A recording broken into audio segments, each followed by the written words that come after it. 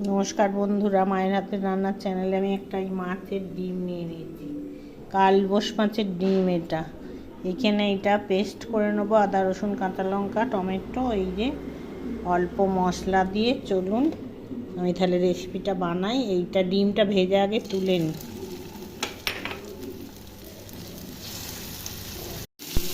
মাছের ডিম আমরা নানান রকমভাবেই বানিয়ে থাকি, খেতে দুর্দান্ত হয়। যা করবে, আর যারা মাছ ভালোবাসে তারা মাছের সর্বকিছুই ভালোবাসে, মুড়ো থেকে ডিম থেকে। আর এইটা একটা তরকারিও হবে টেস্টি। এগুলো একটু ভাজা ভাজা করে নিয়ে আগে। এগুলো ভাজা ভাজা হয়ে এসছে, এবার আমি মশলাটাকে দিয়েছি। এই দিয়ে আবার কষবো একটু। এই যে ধনের গুঁড়ো নিয়েছি, লঙ্কা, হলুদ, চিনি, একটু অল্প নুন নিয়ে নিলাম। এবার এটাকে কষিয়ে নিই ভালো করে।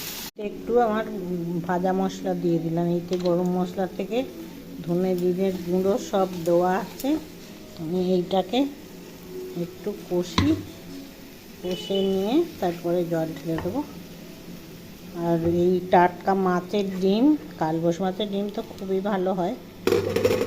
যাতে দেবে তাই সেইরকম করেই রাঁধতে স্বাদ হবে। একটু আলু পটল দিয়ে রসা করছি এটা মাছের ডিম দিয়ে। বন্ধুরা, আমার ডিম পটলের রসা রেডি হয়ে গেছে। আমি এখানে গরম মশলা দিয়ে দিলাম। এই দেখুন মাখা মাখা হয়েছে। এরকম করে রান্না করলে ভালোই হয় খেতে। চলুন তাহলে এবার নামানো যাক। এরকম করে রান্না করবেন, খেয়ে দেখবেন, করে আমার পাশে থাকবেন।